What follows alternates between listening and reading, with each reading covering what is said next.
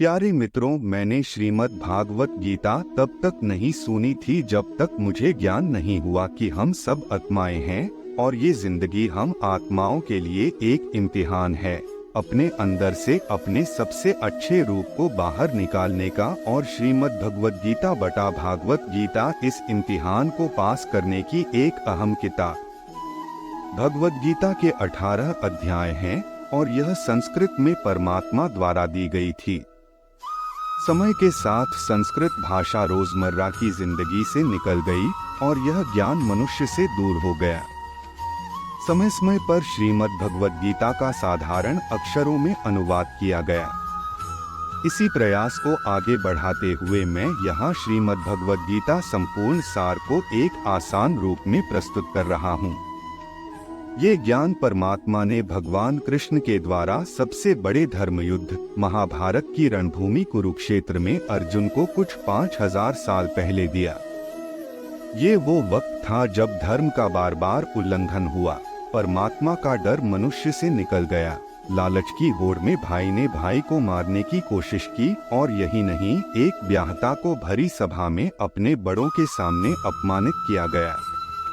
इससे पहले कि मनुष्य जाति धर्म युग से निकलकर पूर्ण रूप से कलयुग में जाति युद्ध की रणभूमि में युद्ध से कुछ पहले परमात्मा ने गीता भगवान कृष्ण के द्वारा मनुष्य जाति के कल्याण के लिए दी। गीता परमात्मा द्वारा दी गई किताब है जो किसी एक धर्म के लिए नहीं बल्कि पूरी मनुष्य जाति के लिए है, पूरी इंसानियत के लिए है, सब आत्माओं के लिए है। क्योंकि ये आत्मा को परमात्मा के बारे में, उसकी सृष्टि के बारे में और सबसे अहम यह उन कायदों के बारे में समझाती है जिनका आत्मा को मनुष्य के रूप में हर हाल में पालन करना होगा, रक्षा करनी होगी। और इन्हीं कायदों की बुनियाद पे एक आत्मा को शरीर त्याग करने के बाद परखा जाएगा और इस परीक्षा से पास होने पे हमेशा के लिए इस जन्म और मृत्यु से मुक्ति मिलेगी। परमात्मा भगवत गीता में कहते हैं कि मैं ही सबकी शुरुआत हूँ। मैं शुरू से भी पहले था और सब खत्म होने के बाद भी रहूंगा। सब मुझ में है और मैं सब में हूँ। जो भी तुम छू सकते हो, देख सकते हो, चख सकते हो या सुन सकते, वो सब मैं हूँ। ये नदियाँ, पहाड़, सूरज, ग्रह, चांद, सितारे सब मैंने बनाए हैं। मैंने ही भगवान, शैतान, राक्षस और इंसान बनाया।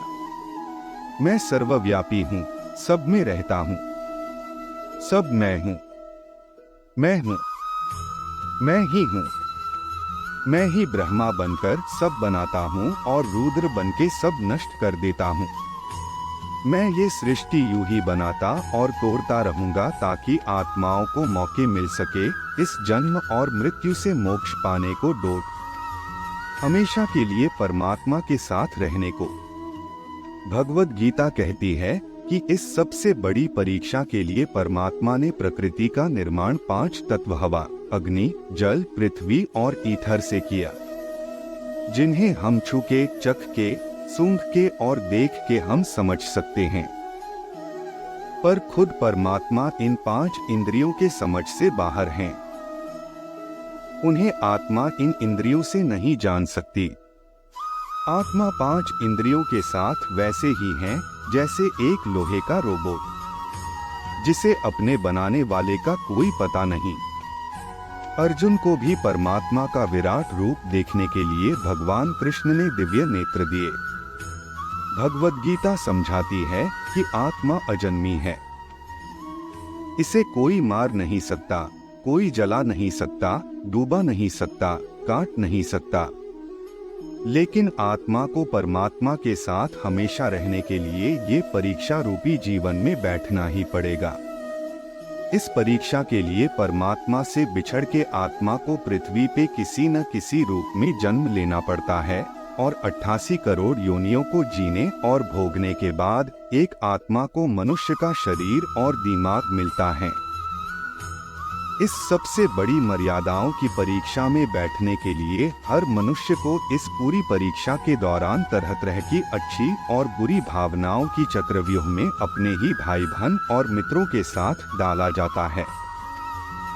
जिसमें हर आत्मा को अपने अंदर के तामसिक और राजसिक अवगुणों से निकल के सात्विक जीवन में प्रवेश करने के मौके मिलते हैं।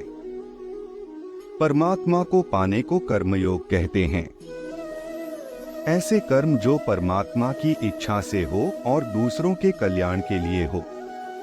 वाल्मीकि ने रामायण लिख के, श्रवण ने अपने माता पिता की सेवा और उन्हें चार धाम की यात्रा कराकर अपने कर्मों द्वारा परमात्मा को पाया।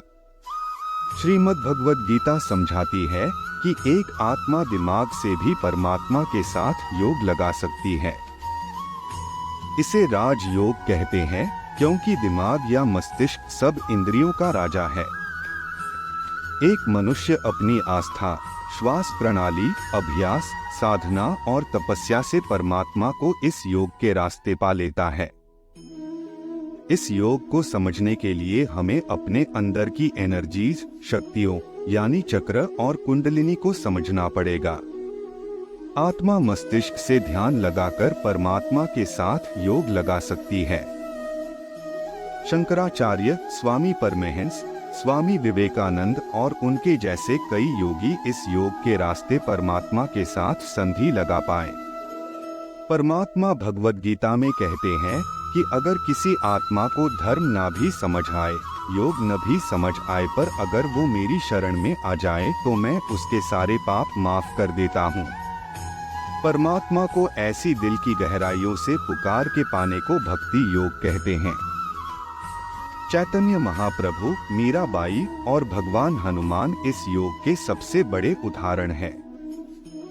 लेकिन कभी आत्मा अपने होने का मूल कारण भूल के धर्म का उल्लंघन करे या पाप के रास्ते पर निकल जाए तो उसे ठीक करने के लिए परमात्मा को खुद किसी रूप में पृथ्वी पे जन्म लेते हैं।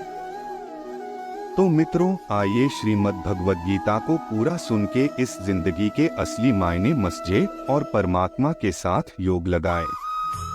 अगर आपको यह भगवद गीता का सार पसंद आया तो इसे औरों के साथ जरूर शेयर करें ताकि सब आत्माएं अपने यहाँ होने का मूल रूप समझ सके और इस जन्म और मृत्यु से मुक्ति पाके हमेशा परमात्मा के साथ रह सके। धन्यवाद।